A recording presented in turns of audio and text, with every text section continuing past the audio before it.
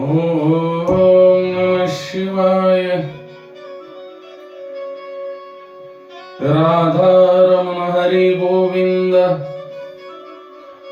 राधा कृष्ण हरि गोविंद. राधे रमण हरि गोविंद. राधा कृष्ण हरि गोविंद.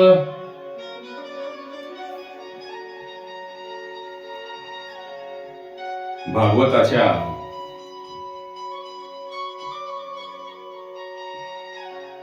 8व्या स्कंदामध्ये आपण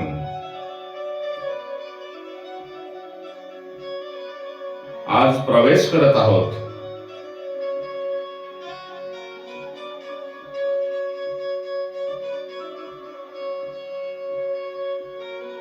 भगवान व्यास नारायणांनी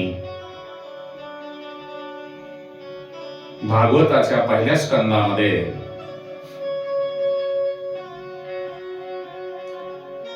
शिष्याचा अधिकार सांगितला आहे.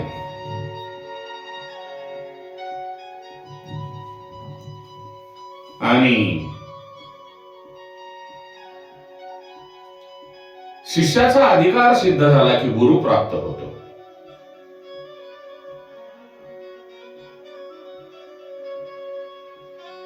आणि वैराग्याचा उदय झाला की गुरु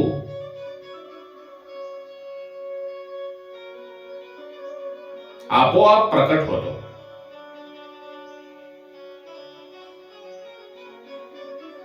दुसऱ्या स्कंदामध्ये मनुष्यांची कर्तव्ये सांगितली आहेत.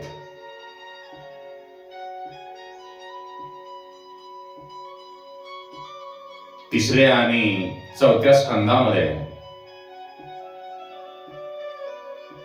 जे ज्ञान आहे भगवंताच्या चरित्रांचे, भगवंताच्या अवतार कार्यांचे, भगवंताच्या लीलांचे, वेद आहेत, शास्त्र आहेत, पुराण आहेत, यांचे ज्ञान आपल्या जीवनामध्ये कसे उतरवायचे आणि ते ज्ञान प्राप्त झाल्यानंतर आपण क्रियात्मक कसे व्हावे,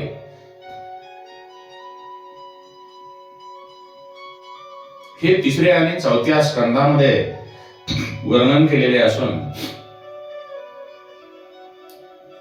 5व्या स्कंदामध्ये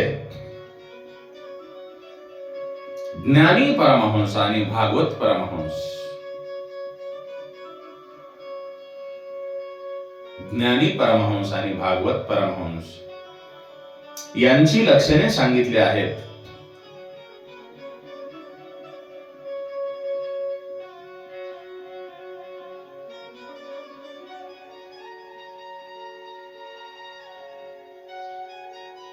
सहाव्या स्कंदात भगवंताची, ईश्वराची, प्रभूची कृपा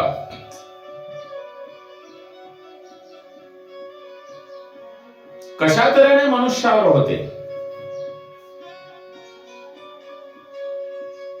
हे सांगितलेले आहे.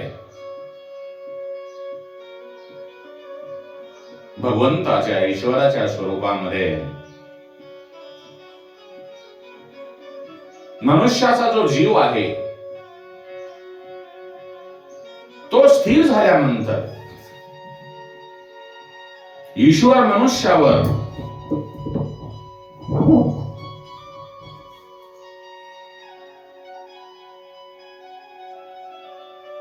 कृपा कशी करतात या बाबतीत वर्णन आलेले आहे. आणि 7व्या स्कंदामध्ये भक्त प्रल्हाद कथा,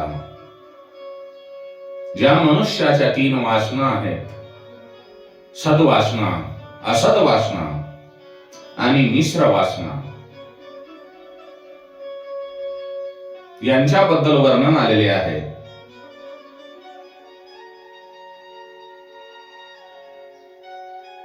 मला जे सुख मिळाले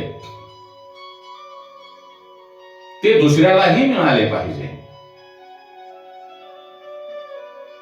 अशी प्रल्हादांची इच्छा होती. ती सद्वासना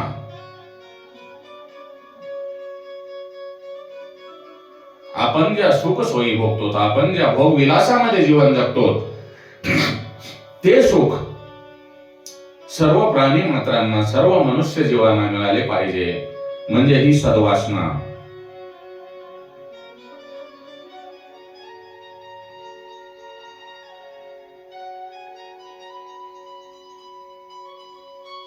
मनुष्य स्वतः सुख भोगून आपल्यासारखेच दुसऱ्यालाही सुख देण्याचा प्रयत्न करतो, तो मनुष्य म्हणजे सज्जन. आणि जो मनुष्य स्वतः दुःख भोगून दुसऱ्याला सुख देण्याचा प्रयत्न करतो, ते म्हणजे संत.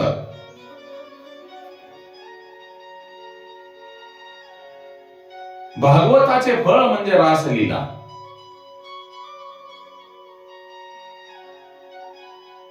भगवान श्रीकृष्णांशी मिलन.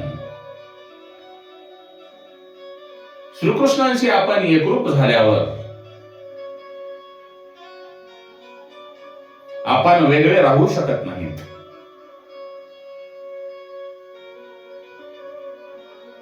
जे मनुष्य, जे मानव आपल्या वासनेचा विनाश करतात, त्यांना योगेश्वर श्रीकृष्णांच्या रासलीलेमध्ये प्रवेश मिळतो. भगवंताशी, श्रीकृष्णांशी एकरूप व्हायचे असेल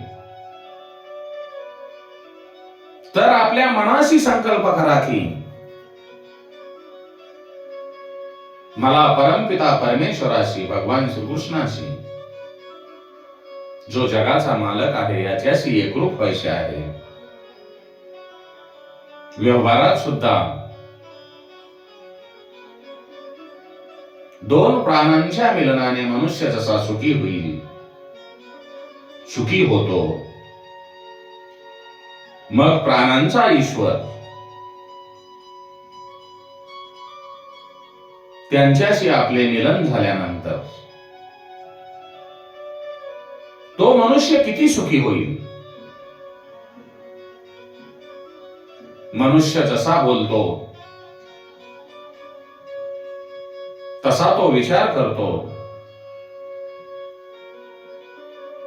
आणि त्याच्या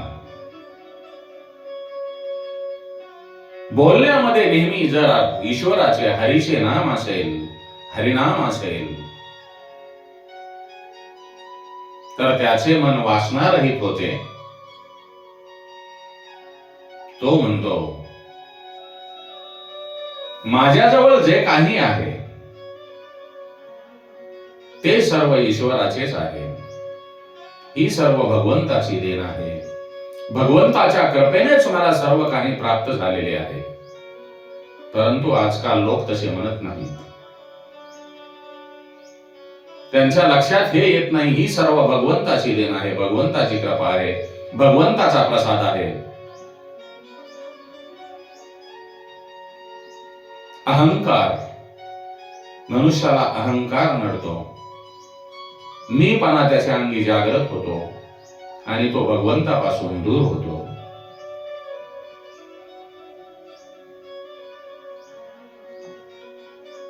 म्हणून मनुष्याने माझ्याजवळ जे काही आहे, माझ्याजवळ जे काही आहे ते सर्व ईश्वराचेच आहे आणि ईश्वर हा सर्वांचा आहे, तो कोणाचाही नाही, एकट्या कोणाचाही नाही. ईश्वर हा सर्वांचा आहे, सर्वांमध्ये व्यापलेला आहे. आणि आपण एकट्यासाठी नाही तर सर्वांसाठी जगले पाहिजे. सर्वांना जेवढे सुखी करता येईल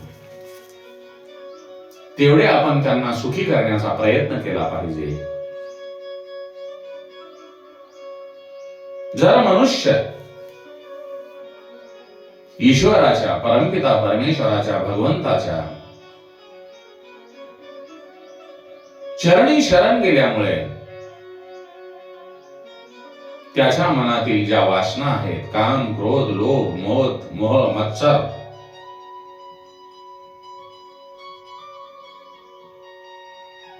हे दूर होतात आणि त्याच्यातील जी वाईट वासना आहे ती निघून जाते. प्रत्येक जीवाने शरणागती घेऊन, दीनता घेऊन, स्वतःची शक्ती सोडून, आपली शक्ती काहीही नाही, आपल्यामध्ये जी काही शक्ती आहे ती परमेश्वराचीच शक्ती आहे, परंतु तिला ती आपण शक्ती म्हणतो, आपली शक्ती म्हणतो, तीच स्वतःची शक्ती जर सोडून देऊन, तिचा आधार सोडून देऊन जर भगवंताचा, परमेश्वराचा आधार घेतला तर त्या मनुष्याचा, आपल्या वासनांचा लय होतो, वासना संपते आणि मगच त्याला योगेश्वर भगवान श्रीकृष्णांच्या रासलीलेमध्ये प्रवेश मिळतो. उपनिषदात असे म्हटले आहे की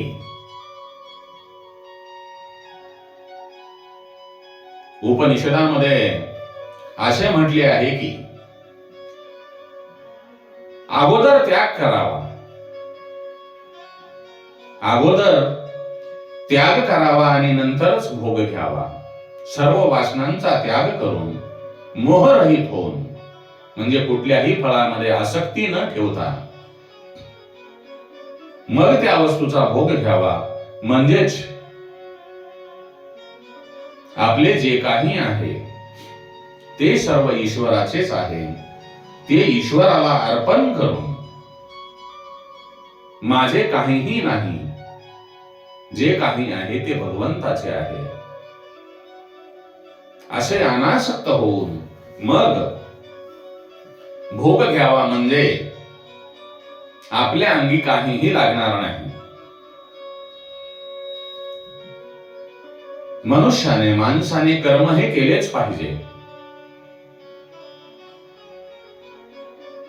कुरुक्षेत्रावर अर्जुनाला उपदेश करताना भगवान श्रीकृष्ण सांगतात की बाबा तू कर्म कर. कर्म करणे तुझ्या हातामध्ये आहे. जिंकलास तर तुला पृथ्वीचे राज्य प्राप्त होईल आणि मृत्यू पावलास तर तू स्वर्गामध्ये जाशील. आणि पळून गेलास, तू कर्म नाही केलेस, रणांगण सोडून गेलास तर तुझी अपकीर्ती होईल. म्हणून मनुष्याने कर्माच्या फळाची अपेक्षा न ठेवता कर्म करत राहिले पाहिजे. मनुष्याच्या हातामध्ये कर्म करणे आहे, परंतु त्याचे फळ देणे हे भगवंताच्या, ईश्वराच्या, योगेश्वर भगवान श्रीकृष्णांच्या हातामध्ये आहे.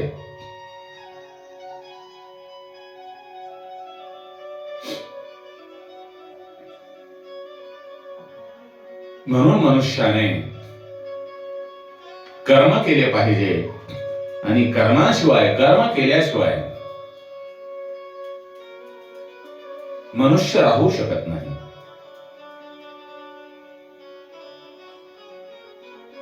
जंगलामध्ये, वनामध्ये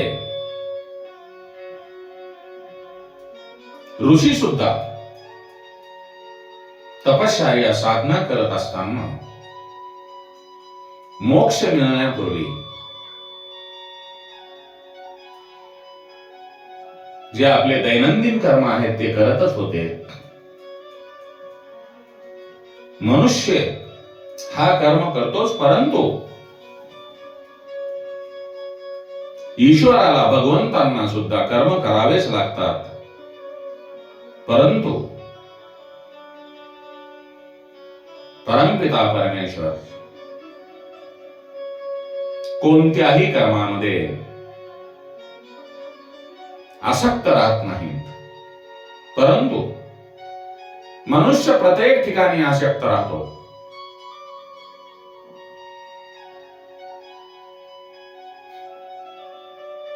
आपण कर्म करा, परंतु कर्मामध्ये आसक्त राहू नका. आसक्त म्हणजे काय? हे माझे, ते माझे, हे माझ्या जवळचा, ते माझ्या दूरचा, प्रपंचामध्ये गुरफटून राहणे, माझी पत्नी, माझी मुले, माझे सर्व काही, म्हणजे ही आसक्ती झाली.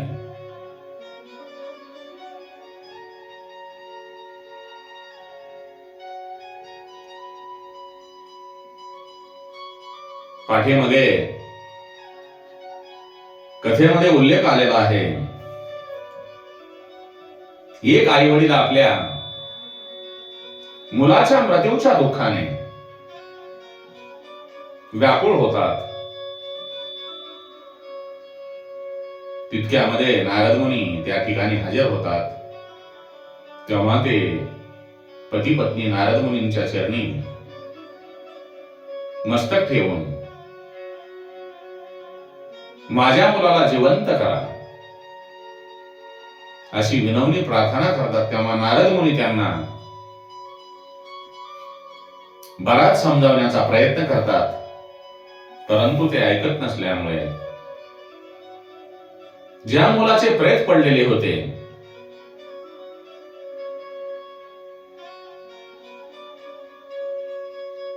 त्या प्रेतामध्ये जागृती आणून नारद मुनी त्यांना म्हणतात, हे प्रेता, हे मुला, उठ. तुला तुझे आई वडील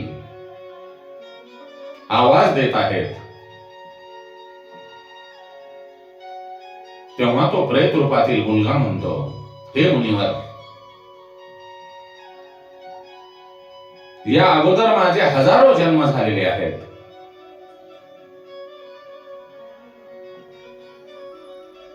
या अगोदर माझे हजारो जन्म झालेले आहेत.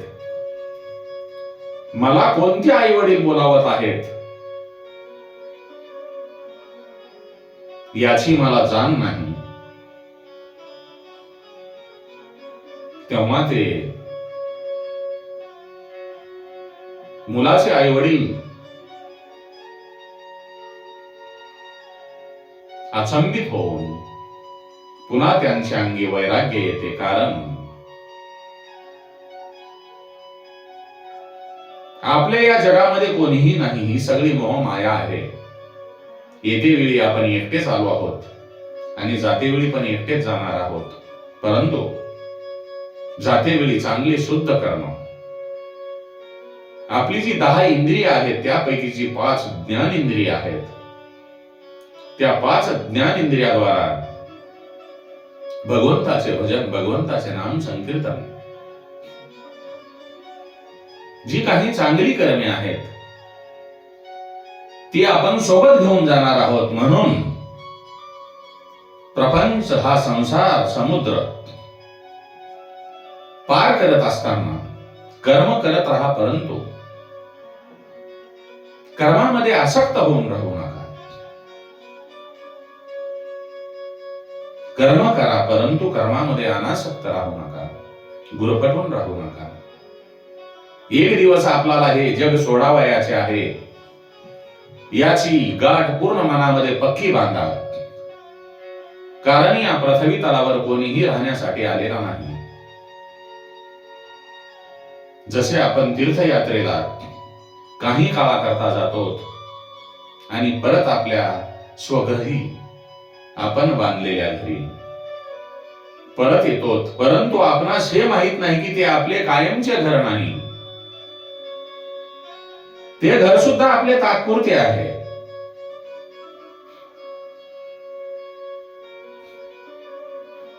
आपले कायमचे जे घर आहे, ज्या ठिकाणाहून आपण जन्माला आलो आहोत त्या ठिकाणी आपल्याला पुन्हा परत जायचे आहे, ते आपले कायमचे घर आहे. परंतु मनुष्य 4 भिंतींच्या घरांना आपले घर समजतो. आपला जन्म झाला म्हणजे आपण या पृथ्वी तलावर यात्रा करण्यासाठी आलो आहोत. हे मनुष्याने समजून घेतले पाहिजे. आणि यात्रेचा शेवट म्हणजे आपल्या जीवनाचा अंतिम क्षण हा मनुष्याने लक्षात ठेवला पाहिजे. आणि या यात्रा काळामध्ये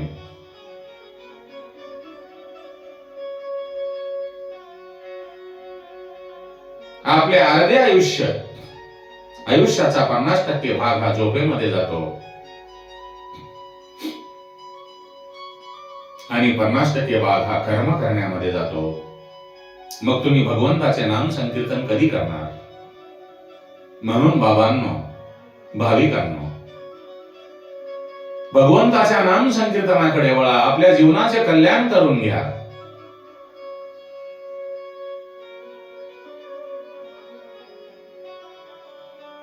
मनुष्य पैसा कमविण्याच्या पाठीमागे लागतो, परंतु पैसा हा सर्व काही जीवनाचे सार नाही.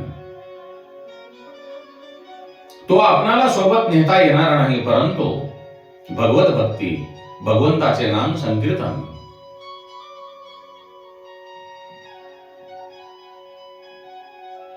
हे आपणाला नक्कीच सोबत नेता येणार आहे.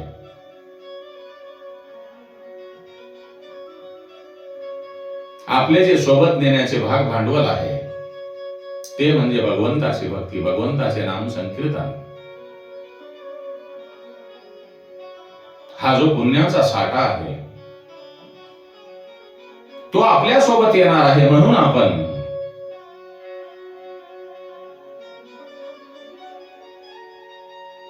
भगवंताची भक्ती करावी, भगवंताचे नाम संकीर्तन करावे, भगवंताचे गुणगान गावे, एवढी मी आपल्या चरणी नम्र विनंती करतो. कारण आपल्याकडे वेळ फार कमी असतो. म्हणून आपण थोडेसे प्रभूचे गुणगान गाऊ.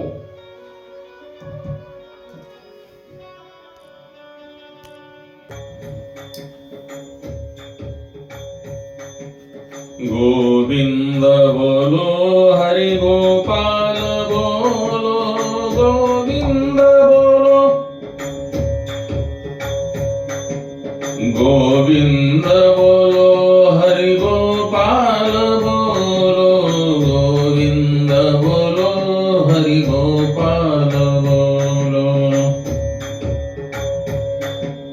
गोविंद बोलो, हरि गोपाल बोलो, गोविंद बोलो, हरि गोपाल बोलो.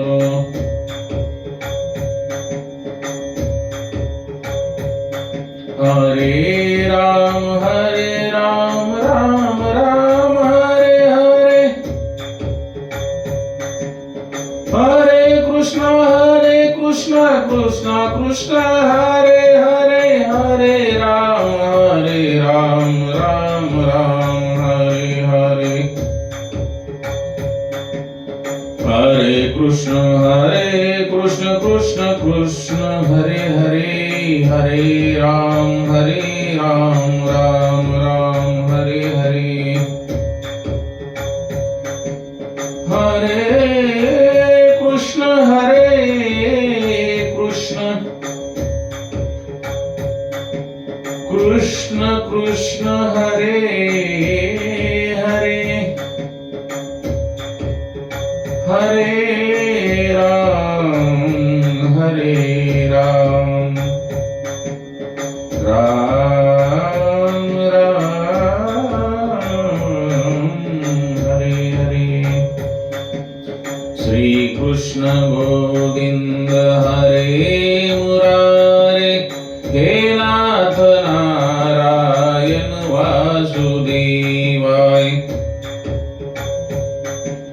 श्री कृष्ण गोविंद हरे मुरारे, हे नाथ नारायण वासुदेवाय. हे नाथ नारायण वासुदेवाय, हे नाथ नारायण वासुदेवाय. शांताकारं भुजगशयनं विश्वाधारं गगनसदृशं मेघवर्णं शुभांगं लक्ष्मीकान्तं कमलनयनं योगर्विधानगम्यं वन्दे विष्णु भवभयहरं सर्वलोकैकनाथं वन्दे विष्णु भवभयहरं सर्वलोकैकनाथं